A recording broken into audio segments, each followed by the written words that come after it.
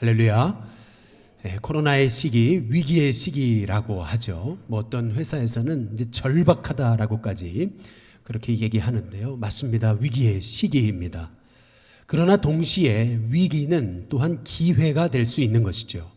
그 위기의 때를 어떻게 지나느냐에 따라서 위기의 때가 오히려 기회의 때가 될 수 있음을 생각할 때, 이 위기의 때 하나님이 주신 지혜로 오히려 저와 여러분이 새롭게 돼서 더욱 귀하게 쓰임받는 하나님의 종들이 되시길 주님의 이름으로 축복합니다. 위기의 때를 만나면, 오늘도 우리 장로님 기도하셨지만은 이 나라와 민족이 어려울 때마다 하나님 지켜주셨는데, 특별히 이 위기의 때마다 우리 민족에 있어서 참 귀감이 되는 지도자가 한 분 계시죠. 이순신 장군이 아니겠습니까? 이분이 우리에게 보여준 그 삶의 모범, 그 중에 하나, 아주 대표적인 것 중에 하나는 그냥 리더로서 허황되게 승리할 수 있다 구호만 외친 게 아니고, 한국의 이 물길을 바로 분별하고 연구해서 오히려 쳐들어온 일본의 수군을 거기 빠져 죽게 했던 그런 전략, 분별력, 그리고 상황을 파악하는 그 힘이 있었던 것을 생각할 때, 우리 일신교회 성도님들에도 이 코로나의 어려움 중에 있지만 정말 이 상황을 분별할 수 있는 하나님의 지혜가 있기를 주님의 이름으로 축복합니다. 또 그의 희생 정신을 빼놓을 수 없죠. 뭐든지 어떤 공동체든 리더의 희생 없이는 공동체가 세워지지 않는 것이죠. 저는 우리 일신교회가 이렇게 어려울수록 우리 일신교회를 이끌어가는 우리 목회자, 또 우리 성도들, 우리 하나님의 헌신자들이 더욱더 교회를 위해 기도하고 또 교회를 위해 헌신할 수 있는 하나님의 종들이 일어나기를 주님의 이름으로 축복합니다. 그리고 뭐니 해도 제가 생각해 보게 된 것은 어려울 때 자기를 돌아보는 아주 깊은 성찰이 있었다는 것입니다. 그 전쟁 중에도 난중일기라고 하는 걸 썼잖아요. 요즘에는 핸드폰이 있어도 그냥 핸드폰만 딱 켜면은 그냥 하루 일기도 쓸 수 있는 우리인데, 여러분은 하루를 돌아보면서 얼마나 여러분 자신을 돌아보십니까? 과거에 그 전쟁의 한복판에서 이렇게 먹을 갈고 또 붓을 들어서 정자로 써야지 일기를 쓸 수 있는데도, 그러한 전쟁의 한복판에서도 그 일기를 썼다라고 하는 걸 생각해 보게 될 때 얼마나 자기를 돌아봤는가, 얼마나 자기를 성찰했는가라는 걸 생각해 보게 되는데요. 저는 우리가 이렇게 코로나로 인해 어렵지만은, 그러나 오히려 저와 여러분을 더 깊이 말씀을 통해 우리를 성찰하고 나 자신이 말씀을 통해 뼈를 깎는 묵상을 통해서 새로워지는 계기가 됐으면 저는 좋겠습니다. 그래서 오늘 이 로마서 12장의 말씀이 얼마나 소중한지, 로마서 12장의 말씀은 이제 우리가 그리스도인으로서 어떻게 살아야 되는가라고 하는 것을 말씀하고 계시거든요. 오늘 말씀의 시작은 그러므로 이렇게 시작합니다. 따라해 보겠습니다. 그러므로.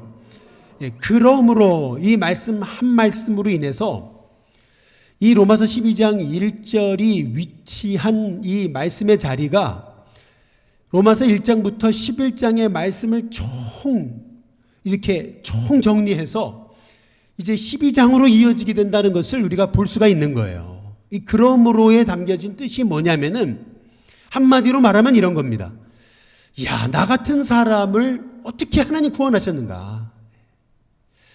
이 구원이 예수님의 피로, 십자가의 죽으심으로 내가 구원받았다는 거, 이게 얼마나 놀랍고 큰 은혜냐는 거예요.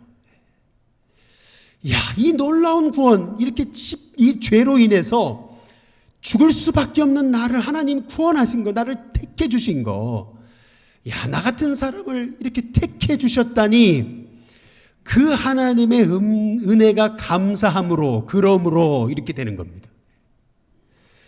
이 은혜가 얼마나 큰지요, 이 구원의 은혜가 얼마나 큰지, 우리가 다시 과거로 돌아갈 수 있습니까? 돌아갈 수가 없는 거예요. 어떻게 과거로 다시 돌아갈 수가 있어요? 어떻게 얻은 구원인데 어떻게 우리가 다시 과거로 돌아갈 수 있습니까? 그러므로 이런 구원의 은혜를 받은 우리는 정말 천국을 소유한, 영생을 소유한 하나님의 축복받은 자녀인데, 이제는 그러므로 이런 축복받은 우리가 이제는 어떻게 살아야 되겠는가? 이제 그 그리스도인으로서 이제 어떤 삶을 살아야 되겠는가라고 하는 말씀이 오늘 말씀인 건데요. 먼저 첫 번째로는 여러분의 몸을 하나님이 기뻐하시는 산 제물로 드리라는 것입니다. 여기 보면은 몸을 드려라. 이게 되게 중요한 것입니다. 한번 따라해 보겠습니다. 몸을 드리라. 마음을 드리는 게 아니고요. 마음만 드리는 게 아니고 몸을 드리는 겁니다. 몸을. 삶을 드리라는 겁니다. 우리 로마서 12장 한번 1절에 보시면은 다 같이 한번 읽어보겠습니다. 같이 읽습니다. 시작. 그러므로 형제들아 내가 하나님의 모든 자비하심으로 너희를 권하노니 너희 몸을 하나님이 기뻐하시는 거룩한 산 제물로 드리라. 이는 너희가 드릴 영적 예배니라. 여기 보면은 바울이 하나님의 모든 자비하심으로 너희를 권한다 이렇게 얘기하거든요. 지금껏 사도 바울은 로마서 1장에서부터 11장까지 아주 단호한 어조로 우리가 과거로 돌아갈 수 있느냐? 그럴 수 없다. 하나님이 택하신 자녀인데 하나님 포기할 수 있냐? 그럴 수 없다. 절대 그럴 수 없다. 사도 바울이 아주 강한 어조로 말하고 있거든요. 근데 이 로마서 12장으로 넘어와서는 너무 말씀이 부드러워져요. 하나님의 모든 자비하심으로 이렇게 말합니다. 너희를 권한다. 권한다는 말은 명령한다는 말이 아니에요. 우리를 위로하신다는 말씀이에요. 사람도요, 굉장히 자비심이 있는 사람은 자기 아들을 죽였는데도 그 아들을 양자, 죽인 사람을 양자 삼는. 그 손양원 목사님이 그렇게 하신 거잖아요. 아들을 죽였는데 그 죽인 공산당을 자기 아들로 삼는. 이렇게 인간도 사람도 자비한 사람은 굉장히 자비로워요. 하물며 하나님의 자비는 얼마나 놀라우시겠냐는 거예요. 근데 그냥 자비가 아니고 하나님의 모든 자비하심이에요. 이 말씀의 의미는 뭐냐면 하나님이 절대 우리를 포기하지 아니하시고 기다리시고 인내하시고 사랑으로 우리를 붙드셔서 우리가 하나님의 자녀다운 새 삶을 살 때까지 우리를 위로하시고 우리를 도우시겠다는 말씀이에요. 그래서 하나님의 모든 자비하심으로 너희를 권한다. 위로하는데 이 사도 바울이 우리에게 그리스도인으로서 이제 어떻게 살아야 되느냐? 너희 몸을 하나님이 기뻐하시는 거룩한 산 제물로 제사로 드려라. 이는 너희가 드릴 영적 예배다. 이렇게 얘기하고 계시거든요. 이 말씀의 의미는 곧 뭐냐면 우리의 삶이 예배가 되어야 된다는 것입니다. 삶이 예배가 되어야 되는 거예요. 이 주일날 와서 예배 드리는 이 심정으로 삶에서도 우리가 예배 드리듯이 살아가야 된다는 거예요. 그리스도인으로서 예수님을 믿으면서도 삶이 바뀌지 않으면 안 돼요. 삶이 변화되는 하나님의 종이 되어야 된다는 거죠. 그러기 위해서 우리의 삶이 늘 예배가 되어야 된다는 거예요. 여러분, 그리스도인에게 있어서 예배는 핵심입니다. 예배가 무너지면 다 무너지는 거예요. 이 코로나가 기독교의 위기라고 하는 이유는 뭐냐면 예배가 무너지는 것 같은 안타까움이 있기 때문에 위기라고 하는 거예요.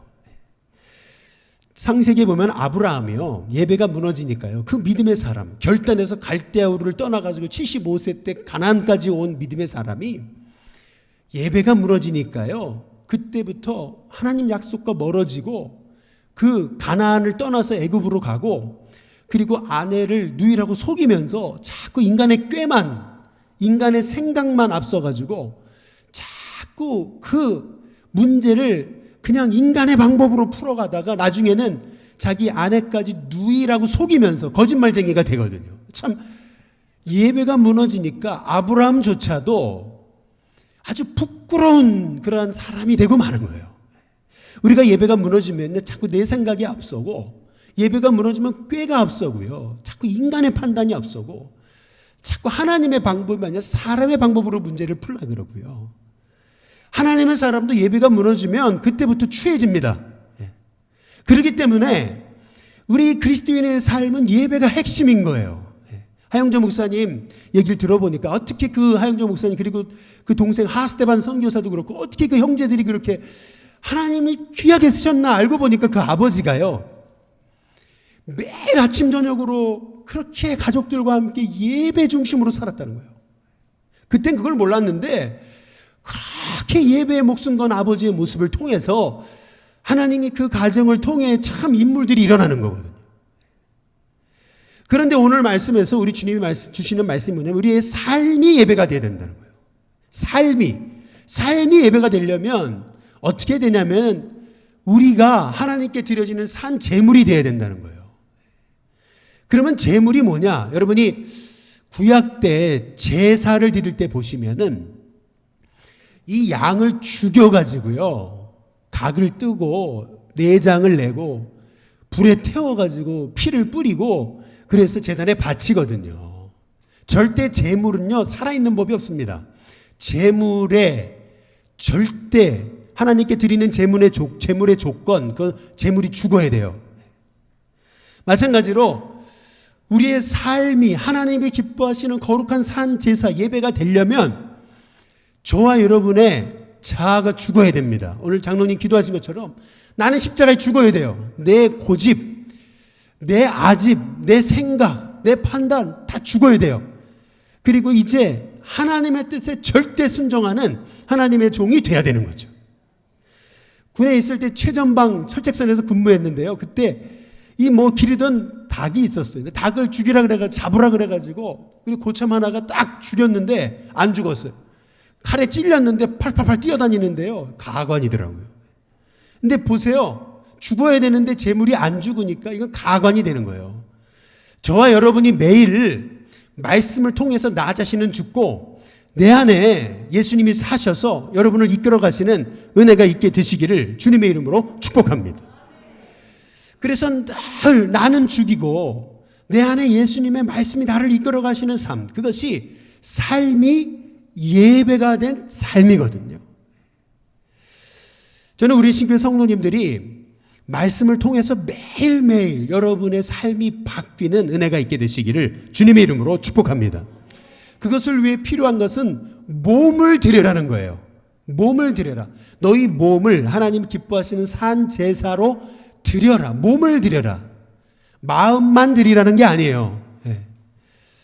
가끔 제가 이렇게 여기 지역에 전도를 나가다 보면은요, 이렇게 우리 교회 오래 다니시다가 안 다니시는 분들이 계세요. 근데 이렇게 가서 전도하면은 이게 대부분 하시는 말씀이 있어요. 뭐라냐면 마음은 일신교회에 있다고. 네. 그래서 저는 이제 그게 좋은 말인 줄 알았는데 지금 보니까 그게 아닌 거죠. 전에 어떤 그 목사님 한 분이 그런 얘기 하시더라고요. 어떤 교인이 있는데 2년만 딴 데 갔다 오겠다고. 예. 2년만 시간을 달라고 딴 데 갔다 오겠다고. 중간에 전화해 보면은 마음은 교회에 있다고. 근데 결국 안 오더래요. 할렐루야. 열이면 열. 잠깐만 갔다 오겠다고. 마음은 교회에 있겠다고. 그런 분들 중에 오는 사람이 없대요. 이게요. 마음은 원이로되 육신은 약하다. 이거는요. 믿음의 사람의 고백이 아닙니다. 믿음의 사람은 이 몸밖에 드릴 것이 없어 내 몸을 드립니다. 헌신이란 뭐냐면요. 마음은 있어요. 이건 헌신이 아니에요. 진짜 헌신은 몸이 가야 됩니다. 몸이 가야 돼요. 몸으로 하나님 앞에 내가 헌신할 때 그것이 헌신인 거예요. 그래서 저는 우리 신교회 성도님들이 현장 예배가 회복되기를 기도하시기를 주님의 이름으로 축복합니다. 몸이 와야 되고요. 몸으로 봉사해야 되고 몸으로 헌신해야 되고 그리고 몸으로 내 삶이 하나님께 드려져야 돼요. 다시 말하면 몸을 드려라는 말은 삶이 바뀌어야 돼요. 제가 참 우리 자녀들에게 사실 미안한 게 있어요. 요새 이제 다 애들이 크고 이제 나고 나니까 이제 미안한 게 있어요. 그게 뭐냐면 제가 춘천에 있을 때 계속 주말 부부 했거든요. 그런데 여주 갔을 때도 계속 주말 부부 했습니다. 근데 일신교회 와서도 2년 반 동안 계속 주말 부부 했잖아요. 아이들이 클 때, 어려울 때, 사춘기 때 곁에 있으면서 아빠가 계속 그 위로도 해주고 상담도 해주고 얘기도 해주고 이렇게 친근감 있게 했어야 되는데 애들이 한참 크고 힘들 때는 마음만 있었던 거예요. 나는 마음으로 니들을 얼마나 사랑하는 줄 아느냐? 마음으로 맨날 기도하지 않느냐? 늘 이렇게 그 마음으로 내 아빠가 얼마나 니들을 생각하는 줄 아느냐? 근데 이게 아닌 거예요, 이게.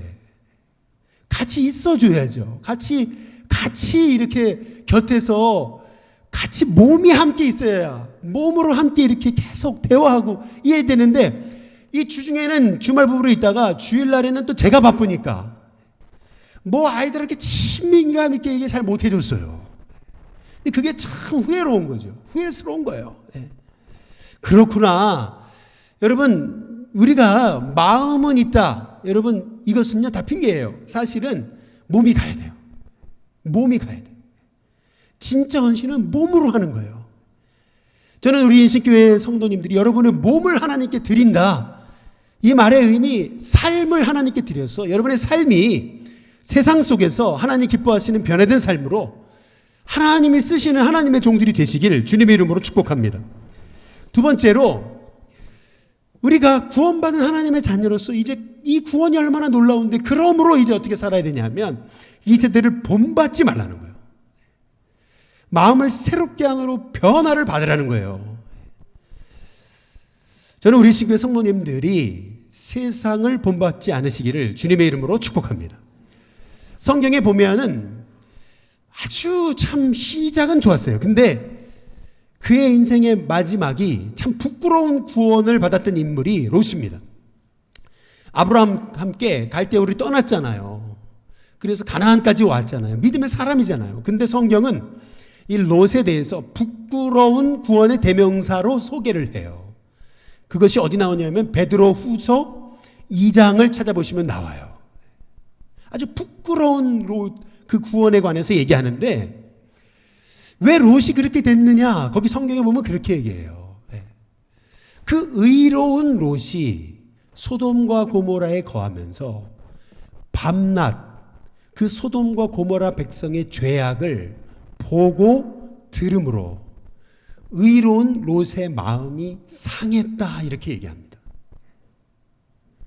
계속 그 세상을 바라보고 세상 쫓아가다가 마음이 상하는 거잖아요. 그러면서 부끄러운 구원받은 아주 그 그리스도인의 대표적인 인물이 됐다 이렇게 성경이 말하고 있는 겁니다. 소돔이라는 말에 뜻 소도마이트라는 말이 나왔잖아요. 여기 남색하다는 뜻이잖아요. 소돔이라는 땅이 얼마나 죄악으로 관영한 땅이었는지 이 롯이 거기 살면서 거기 물들어 버린 거예요. 그러니까 구원은 받았는데 부끄러운 구원이라는 거죠. 제가 지난 목요일 날 우리 중국선 지방의 어떤 우리 임원 장로님의 어머니가 돌아가셔가지고 제가 임원이니까 이제 우리 감리사님과 함께 속초에 잠시 다녀왔었습니다. 장례 잠깐 문상하러 갔다 왔는데 근데 속초 갔잖아요. 그러니까 이제 우리 같이 목사님들이 잠깐 우리 바다를 보러 가자. 그래서 바다를 보러 갔어요. 이야, 다 같이 얘기하는 게 뭐냐면 우리 여기 1박 2일만 있었으면 좋겠다. 이제 야, 여기 좀만 더 있었으면 좋겠다. 사람이요 어디에 내 몸이 있느냐 이게 굉장히 중요합니다. 내가 뭘 바라보고 사느냐 이게 굉장히 중요합니다. 내 눈이 세상을 바라보며 살면 세상에 우리의 마음이 팔려서요 하나님의 선하시고 기뻐하시고 온전하신 뜻이 분별이 안 됩니다. 그래서 로마서 우리 12장 2절에 보시면은 같이 한번 읽어보겠습니다. 함께 있습니다. 시작. 너희는 이 세대를 뭐 하지 말라고요? 본받지 말고 오직 어떻게 해요? 마음을 새롭게 함으로 어떻게 하라고요? 변화를 받아라. 마음을 새롭게 하고 변화를 받아라. 원어는 어떻게 되냐면 그리하면 하나님의 선하시고 기뻐하시고 온전하신 뜻이 무엇인지 분별하게 된다. 이것이 원어적인 뜻입니다. 세대를 본받지 말고 세대 바라보지 말고 마음을 새롭게 함으로 변화를 받아라. 그러면 하나님의 선하시고 기뻐하시고 온전하신 뜻이 무엇인지 분별이 된다는 거예요. 대표적인 예가 열왕기하 5장에 보면 나아만이라고 하는 인물이 성경에 나오거든요. 아람 군대의 군대 장관이에요. 근데 문둥병자예요. 그 종이 내 주인이 저 엘리사 선지자를 만나면 나을 수 있다라는 얘기를 듣고 이 나아만이 아람에서 이제 사마리아로 내려오는 거예요. 그래서 엘리사를 만났습니다. 그냥 온 게 아니고요. 아주 사람들을 군사를 대동하고 아주 굉장한 예물을 갖고 왔어요. 근데 엘리사가요. 이 나아만이라고 하는 아람 군대의 군대 장관을 보고도 얼굴 하나 비치지 않아요. 그리고 그냥 요단강에 가서 몸을 7번 씻으라 그래요. 그러니까 이 나아만이 높은 사람인데 얼마나 자존심이 상해요? 아니 뭐 저런 것이 다 있냐고. 내가 여기까지 왔는데 어떻게 나를 이렇게 아주 나를 박대할 수 있느냐. 돌아가려 그러죠. 근데 그때 한 종이 얘기하죠. 아니 더한 것이라도 하라고 하셨어도 순종하시겠지 않냐고. 아니 이 쉬운 거 가서 요단강에 가가지고 그냥 7번 물 씻으라는데 그거 못하냐고. 생각해 보니까 생각을 바꿨어요. 마음을 새롭게 해보니까 그렇지. 더한 것도 하라고 해도 했을 텐데 아니 요단강 가서 몸 7번 씻으라는데 그거 못 씻죠? 아니 그거 되게 쉬운 일인데. 생각을 바꾸니까, 마음을 바꾸니까요. 마음을 새롭게 함으로 변화를 받으니까. 그러니까 하나님의 선하시고 기뻐하시고 온전하신 뜻이 뭔지 분별이 되는 거거든요. 그러니까 요단강에 가서 물 한번 씻었어요. 2번, 3번, 4번. 변화가 안 일어나잖아요. 근데 마음이 새로워졌잖아요. 그러니까 그래 끝까지 해보자 해서 5번, 6번, 7번 했더니 몸이 깨끗하게 씻겨지는 거거든요. 예. 마찬가지로 우리가 이 세대 가운데서 이 하나님의 선하시고 기뻐하시고 온전하신 뜻을 분별하려면은 마음이 새로워져야 돼요. 마음이. 근데 여러분 아셔야 됩니다. 누가 새롭게 해주느냐? 여러분이 하시는 거예요. 여러분이. 예. 누가 해주는 게 아니에요. 여러분이 스스로 마음을 새롭게 해야 되는 거예요. 성경에 보면은요, 여호수아서에 이스라엘 백성이 여리고를 7번 매일 하루씩 한 번씩 돌고 마지막에 7번 돌면서 여리고가 무너져요. 너무 큰 승리를 얻으니까요. 이 이스라엘 백성들이요, 마음이 높아져 가지고 그 다음 아이성, 정말 말 그대로 아이 같은 조그만한 성이에요. 그 전투에 나갔다가 대패하거든요. 근데 그때 아간이라는 사람이 탐욕이 생겨가지고 하나님이 모든 걸 진멸하라는데 그거를요 자기가 그냥 그 탐심 때문에 뒤로 챙기거든요. 근데 그것 때문에 이스라엘이 대패를 해요.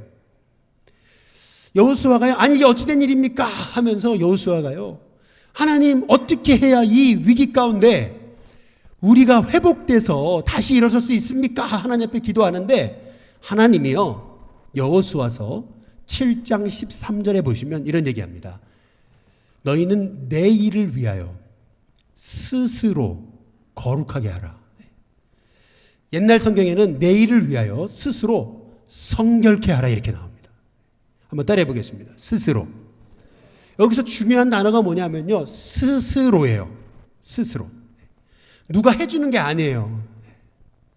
스스로 회개해서 스스로 마음을 새롭게 함으로 스스로 말씀대로 살기로 결단하는 거예요. 그래서 역대하 7장 14절의 말씀에도 내 이름으로 일컫는 내 백성이 그 악한 길에서 떠나 그 다음 스스로 낮추고 기도하면 하나님께서 그 기도를 듣고 그 죄를 사하고 그 땅을 고치시는 거예요. 핵심이 뭐냐면 스스로 낮추고 기도하는 거예요. 이 세대를 본받지 말고 마음을 스스로 새롭게 함으로 변화를 받으라는 거예요. 여기서 변화라는 말은 그냥 영어에서 change가 아니에요. 그냥 겉사람이 겉으로만 바뀌는 게 아니에요. 여기서 변화라고 하는 말은 transformed예요. 속사람까지 다 바뀌는 거예요. 이 속이 바뀌려면요, 여러분이 스스로 이제는 세대를 본받지 않고 말씀으로 살기를 여러분이 스스로 결단하는 거예요. 그럴 때 이 어두운 세상 속에서 하나님의 선하시고 하나님의 기뻐하시고 하나님의 온전하신 뜻이 무엇인지를 여러분이 분별하게 되는 거예요. 그래서 롯과 같이 부끄러운 구원을 받지 않아요. 롯과 같이 세상에 물들어가지고 세상을 이길 힘이 없이 그냥 거기에 물들어가지고 부끄러운 구원의 대명사가 되지 않는 거예요. 그러기 위해서 우리에게 필요한 것은 이 세대를 본받지 않는 거예요. 마음을 새롭게 함으로 변화를 받는 거예요.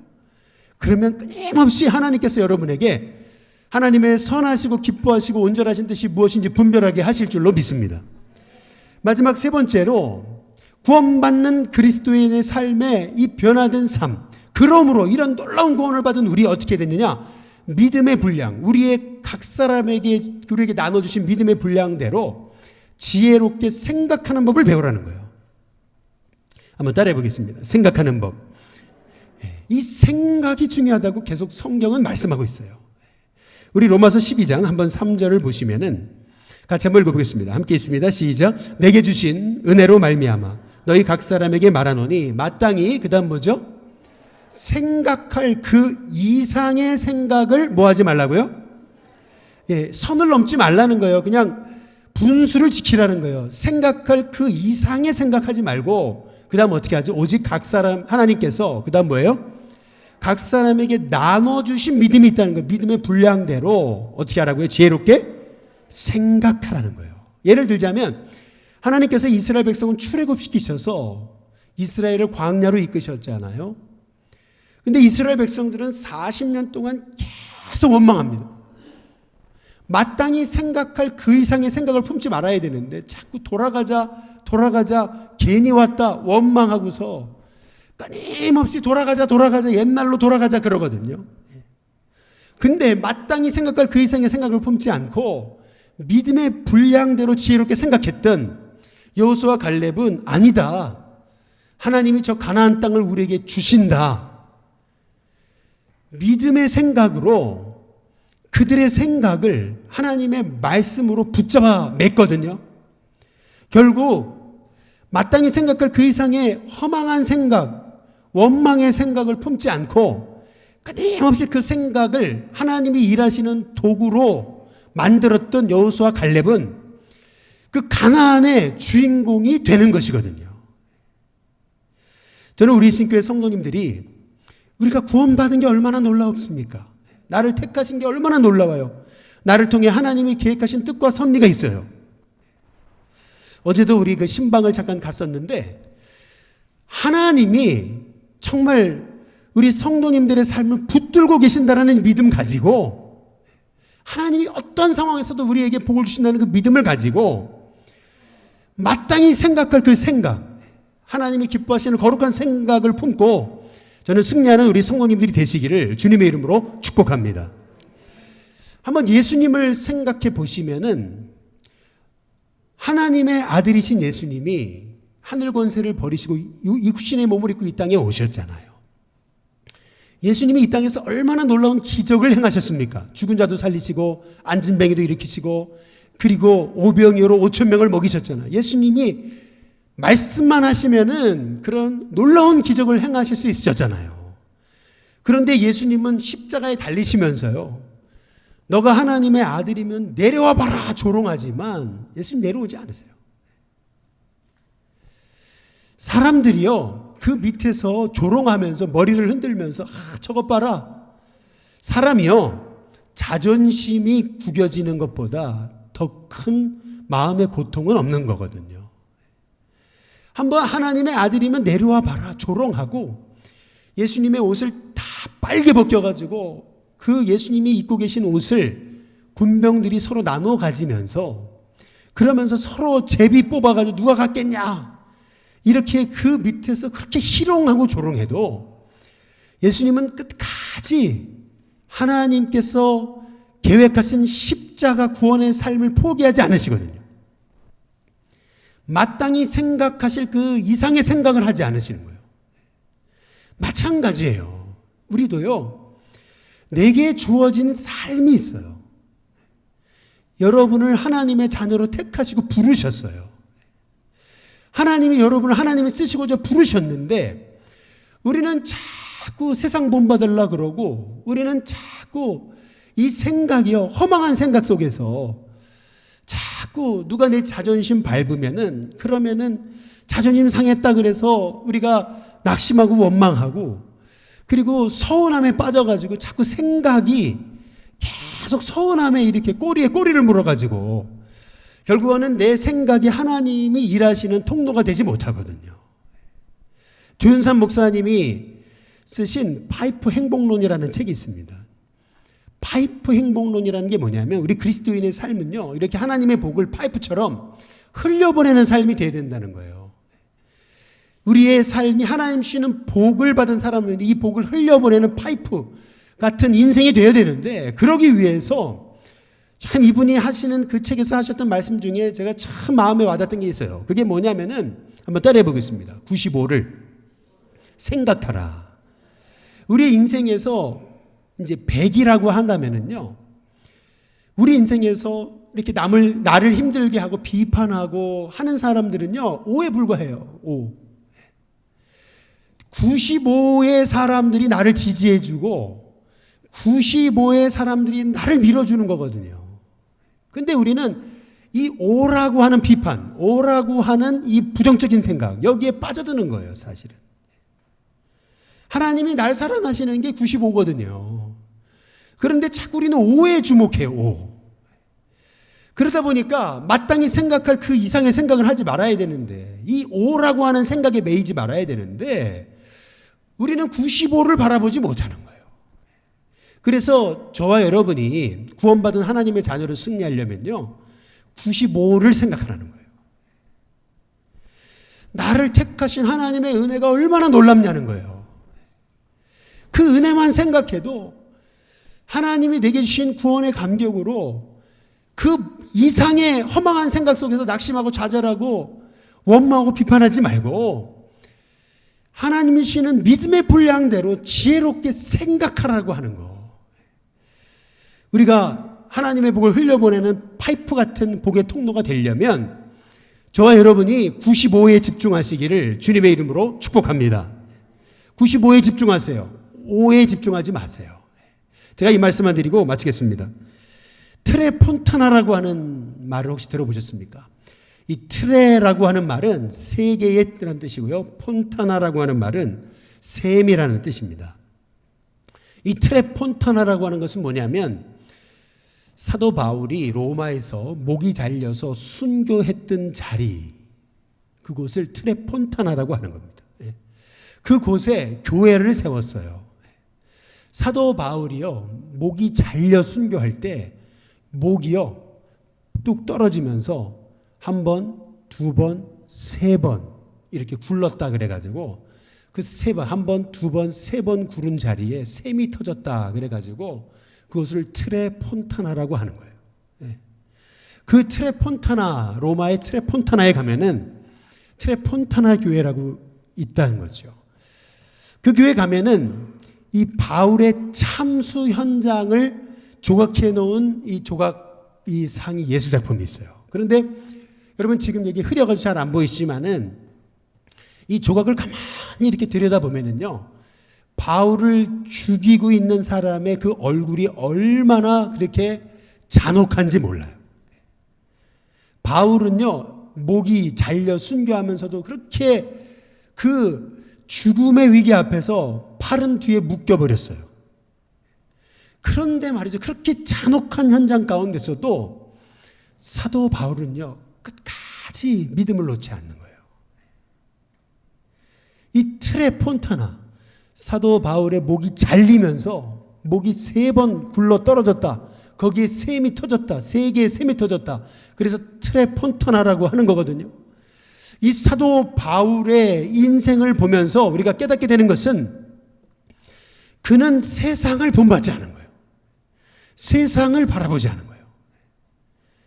대신 날 구원하신 은혜가 얼마나 커요. 그래서 평생 내 몸을 드렸어요. 그리고 마음을 새롭게 했어요. 그랬더니 하나님의 뜻이 매일 분별됐잖아요. 순교의 현장에서도 내가 왜 이런 어려움을 당해야 되는지 원망하지 않고 마땅히 생각할 그 이상의 생각을 품지 않고 그 안에 계신 하나님의 계획에 나를 맡겨드리면서 나의 삶을 전폭적으로 하나님 앞에 드릴 때 그 삶을 통해서 그 척박한 로마에 샘이 터졌다. 그래서 트레폰타나가 된 그 샘을 통해서 결국 로마가 바뀌어지는 역사가 일어난 것 아니겠냐는 거죠. 마찬가지로 지금도 우리 하나님은 이 위기의 때에 나의 몸을, 삶을 들여 내 인생이 하나님께 산자가 대사가 돼서 여러분의 삶 속에서 변화된 그리스도인으로서 세상을 따라가지 않고 시대를 분별하며 여러분의 삶이 하나님이 기뻐하시는 거룩한 산제사가 돼서 여러분이 들어가는 자리마다 하나님의 거룩한 향내가 내는 그런 복된 삶이 되기를 원하심을 깨닫고 저와 여러분의 삶이 예배가 되고 우리의 삶이 변화돼서 하나님 앞에 쓰임받는 저와 여러분이 다 되시기를 주님의 이름으로 축복합니다. 기도하겠습니다. 좋으신 하나님 감사를